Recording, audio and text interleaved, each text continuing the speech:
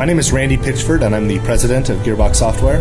I'm Colonel John Antel, United States Army retired, the historical director for Gearbox Software, and we're here today to show you our new game, Brothers in Arms, Earned in Blood, and we think you're really going to like it. I'm really excited about this game and the Brothers in Arms series. When Brian Martell and I, he's the director of Earned in Blood, when we first started talking about making a game about a squad of soldiers, we remember back to our childhood when we had the little plastic paratroopers and their plastic parachutes, and I'm sure everybody's had this as a kid where we throw those paratroopers off of our balconies. Yeah, and when Randy and Brian were throwing toy paratroopers off their balconies, I was actually jumping out of an aircraft as a real paratrooper in the American Army.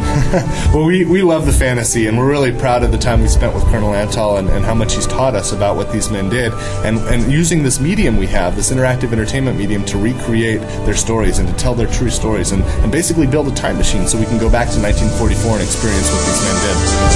Let's go ahead and show them the game. Okay, I'm going to go ahead and play a section of Earned in Blood. This takes place right after the end of Road to Hill 30 when Hartsock is promoted to squad leader, and we take on the role of Hartsock. When were you promoted? Now, in Earned in Blood, you're going to see the whole perspective from Hartsock's viewpoint. We had a little ceremony at the base of a church. It was cut short by German mortar fire coming from the south side of town. Was anyone hit? Yes, sir. Sergeant Matt Cassie, sir. Who was in charge then? Well, I'd just been promoted, but it still felt like I was following Baker around. It was probably for the best at the time. How much resistance did you encounter? It went in and out, I think. Krauts weren't supposed to shoot at me, little bastards. Help me get him up. Son of a bitch. That's Sergeant Matt Cassie, and over here to your left, you see Baker. That's and Baker. Randy, of course, is driving all this. He's looking around from his viewpoint as Corporal Red Hartsock. So now I'm Hartsock. Actually, I've just been promoted to sergeant. That's right. So now I'm in command of second squad. That's Baker, who we played in the first game. Two separate routes and meet back at the plaza. No point in wasting a bunch of words. Let's just get this done. I'm in control, of course. You know, a lot of the story just takes place around us. In fact, there's the Cathedral of Carentan, where next to that cathedral is where Hartsock was given his promotion. That cathedral really exists. I've been up in that tower there. These men are all part of second squad, and Hartsock's their new leader. Hartsock has to earn the respect of these men. He has to earn the credibility, and that's why we call the game Earned in Blood. Looks like we get to play Exterminator. Just like Road to Hill 30, Brothers in Arms, our first game, you'll see that in this game, everything's authentic. This is Carentan as it looked in 1944. Soon. At least we're following you this time. Now, these men have Should I follow? thousands of more lines to say. In fact, everything they have to talk about changes from mission to mission. And also their look changes. You'll see the facial hair grow in. You'll see them, the scars and bloodshot eyes as they get tired and exhausted. It's really neat to see these characters change over time, and that's a big deal of what this game's about, the brotherhood between soldiers and these real men that we fight with. We have an interactive world. Nothing like going bird hunting right before combat.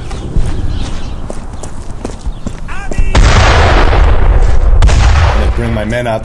One of the things that was great about Brothers in Arms is the new squad command system Gearbox invented for it that allows me to give very simple commands to my fire team and my assault team. I can give a move order by maneuvering that cursor and saying, hey, move there. Or I can tell them to attack by pointing at an enemy. Those icons you see, as you know, if you've played Brothers in Arms Road to Hill 30, are the suppression icons. When they're red, that means it's dangerous, and the enemy is shooting at you. When they're white, that means the enemy is suppressed, and you can now move. Suppression is an important part of tactics, and it's a vital part of Brothers in Arms.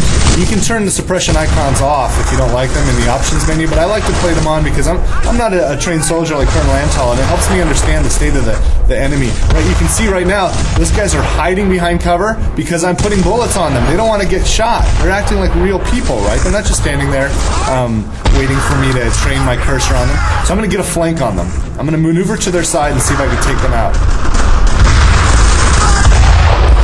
Now, the other hallmark of Brothers in Arms, Earned in Blood, is squad combat, and you just saw the Germans react. We have an enhanced German AI system that makes the enemy find you, fix you with fire, flank you, and try to finish you. So the German tactics are much more aggressive. See, they just maneuvered on me. In the first game, we relied upon a system we called situational AI. and our designers could give the Germans commands. Well, now we have a more aggressive system that happens dynamically and gives a lot more maneuverability to the Germans. I think we're giving up that easy. You see, you're in an urban combat environment here. Building just blew up. Yeah, take a look around, right? If you look, think about Brothers in Arms Road to Hill 30. You think about a typical screenshot, right? You'd see the Norman hills and the green fields and the hedgerows. Well, this environment is much more natural. It's a city environment, and it's urban, and there's buildings getting destroyed. And these are the real roads. I've been on this road in Normandy. Now, it's been cleaned up since 1944, but these are the real roads and the real houses, and in Earned in Blood, we have to liberate them, building by building, street by street. So our hallmarks are squad combat, brotherhood, and authenticity, and you can see how we've woven all these together to create a really exciting game for you. And what I did is I brought my two teams up, and I have them both firing at the enemy, so now if I flank them, if that enemy tries to get up and react, my men will shoot them. So they won't be able to react to me. I'll be able to flank them, and I'll get a nice... Look at that, he doesn't even know I'm here. Oh, he just saw me. Yeah. So since Randy has fixed him, he was able to maneuver. Yeah, there's somebody on the second level.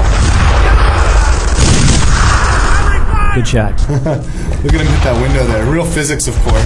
Now, there's a lot of other games out there that don't use real physics yet, and that's just too bad, because this is one of the things that makes our game so authentic. Okay, that was what you call putting the enemy on the horns of a dilemma. That guy was in bad shape, right? I had my fire team and my assault team firing down this road. I hit him from the flank. I put a grenade at his feet. This guy had no choice but to die. And that's an unfair fight, which is exactly what you want in real combat. That's what tactics are all about.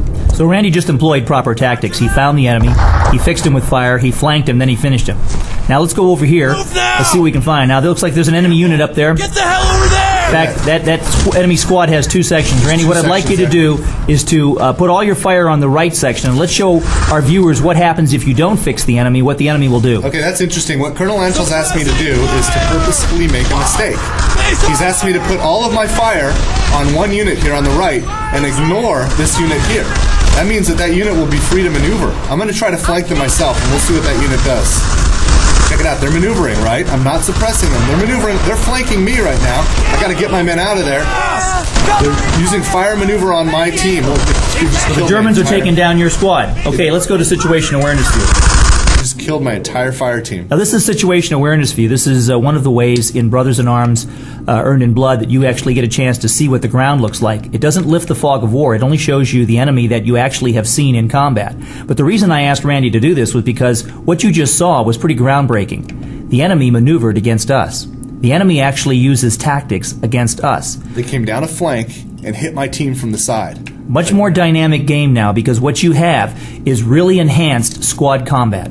Now check this out. I've got a really bad problem right now, right? This team there's two teams fighting against me. They've got me surrounded. This is the team that was on the right there that I was suppressing, and this is the team that flanked me. If I follow human instinct and stay put and just keep my cover and fire back at them, they will suppress me, they will surround me, they will flank me, and they will kill me. I have to be aggressive right now. I have to do a quick offensive counterattack. I'm going to move down this line with my assault team, and I'm going to hit them from the side. So Randy has to do this the airborne way. He has to attack. Combat is about attack, counterattack, counterattack. About action, reaction, counteraction. So he's got to move. Take cover! Time is of the fast. essence. Check it out. Look at that. They're displacing. They're falling back. They know I'm after them. They know I've got them. They didn't expect me to counterattack so quickly. He's down! Got him. Good job. I think I got one of them. I think my fire team or my assault team got the other right. two guys. Sometimes in combat you don't know exactly where who's getting the kills. It's pretty chaotic in combat. And look, there's the other team. Look at what's happened here. I've turned the entire battlefield around. Now this is pretty groundbreaking too. Imagine this isn't a corridor shooter. This is a wide world. We've now gone where the enemy was, and we're now shooting from the opposite direction. Yeah. In fact, they used that flank against me. I'm going to try to see if I can use the same flank against them. Hurry up, over there! See what they do. Look, they're maneuvering. Yeah, see, they're acting to you. Than me. I was purposely being not smart earlier, but they're reacting almost like linebackers on a line in a football field. How they react to the other team's maneuvers. I'm going to come back this way. Let's see if they go back to the right. Let's see. Oh, look, they're maneuvering to the left, a little bit So farther you see now. action, reaction, counteraction. I didn't expect that decision, but it makes sense because if I charge them down this lane, they've got a field of fire. I actually expected them to go back to the right there, but I'm going to speed things up a little bit because... let's assault these guys and move on. Yeah, okay. Assault! I'm going to go down to the flank as fast as I can, send my team forward to attack them.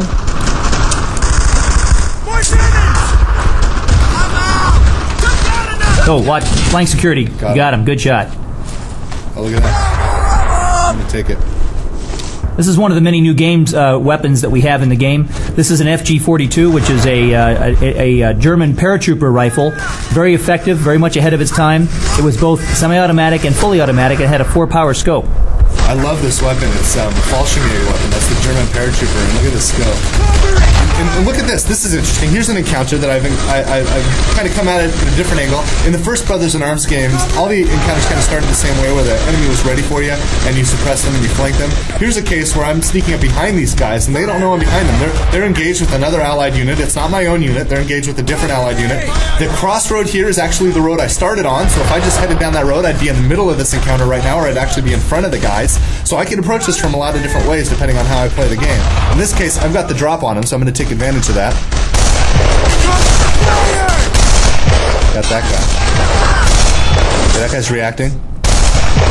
I mean, he actually got shot by somebody else. Yeah, that was the other team. See, that guy tried to get to cover over here. He saw me. He saw my position, returned fire, tried to get to this corner for cover, and this other allied unit over here killed him. That's actually Baker. Look at that. Red! We're going to continue moving around them! He knew I was looking at him, so he had a response for me. If I just ignored him and moved on, he would too. This is that road I was talking about where I started on, and I could have come down this way, and I'd have been in front of that encounter. So it gives you an idea of how big the world is and how these teams actually fight together. You see, combat's all about teamwork.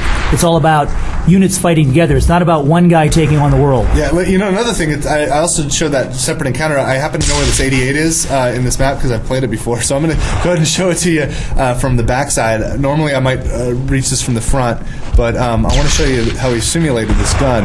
This is an 88mm cannon. Let me get a better view of it from inside the house. John, tell us about this gun. German 88 is both anti-personnel, anti-tank, and anti-aircraft. It's a very effective multi-purpose cannon, 88mm, and it was the most feared weapon in the German arsenal against tanks, infantry, and even aircraft. So it's really something that we need to take out, and right now you see that crew of that 88 doing the functions of a real 88 crew. The guy to the right has a rangefinder. That's a stereoscopic rangefinder that he's looking through. It basically works the same way that an old camera did with two images, and once he puts those two images together, he gets a range. He shouts that range off to the gun crew, and then that gunner uses a choke sight to find the range, and then put that crosshairs on the enemy target. There's a security team right here. They don't see me yet. You better, yeah, you might want to switch weapons here too. Hold on. Shoot, they know I'm here. They know I'm here now. Look, that guy's reacting. He put down the rangefinder, pulled out a rifle. Yeah, very good. But you're in bad positions. Let's get out of there. Suppressed. Okay, hold on. Let me switch to... This is another one of our new weapons. This is the M3 grease gun. And the M3 grease gun is a .45 caliber submachine gun. I used to carry one of these when I was a battalion commander in Korea on the demilitarized zone in the 1990s. And it's quite an effective close combat weapon. Look at that, they're turning the gun on. That's right, you better get out of there. I'm going to leave. And one of the things you want to do when you're in close combat in a urban environment is you want to try to get elevation on the enemy whenever you can. So if you can find a second-story building, you might be able to take away some of the enemy's cover by shooting down on it. That 88 can take out a building, so I have to be careful. Okay, there's that security team. Look out. Hey, what's that 88 doing? Okay, they're turning the gun on you. You better be careful. Oh, shoot. Red! Red! Get out of that house! That's probably good advice. Okay, get out of the house. Yeah, I'm going to leave. This is bad. They're going to shoot me. Oh. I hear that ringing in your ears. I've had artillery fall near me, and when that happens, that's what that ringing sounds like. So what you have to do is you have to pick up your gun now, soldier, and get back in the fight. Yeah, that was a serious concussion that knocked me off my feet, knocked the gun out of my hand, I blinded. Jesus Christ! They said that 88's a bad thing. There's a fucking 88 down there! We're gonna need you to take your squad and start moving with us around these buildings! Cool. All right, take them under fire. Let's get out of here. Withdraw, withdraw. That's actually all we're going to show you right now. Brothers in Arms Earned in Blood. This game comes out on October 6th. 2005. Comes out on the Xbox, the PC, and the PlayStation 2. In addition to a huge single-player game that's as big as the first one, there's also a multiplayer game, competitive multiplayer game that includes an entirely new set of missions, and we're bringing the original missions forward so you can play them. And there's also a new game mode, which is a cooperative game mode, an entirely new set, a custom set of campaign missions for cooperative gameplay. And you can be Baker, and you can find me on Xbox Live or on the internet on the PC, and I can be Hartsock, and we can play together side by side in a cooperative gameplay. And it's really, really exciting. So look for more information about Brothers in Arms Earned in Blood on the Gearbox website at www.gearboxsoftware.com, or check your favorite gaming website or magazine for previews. And remember, Earned in Blood has some really interesting features, but mostly it's about authenticity, it's about brotherhood, and it's about squad combat. You're going to like it, and thanks a lot for watching. Thank you.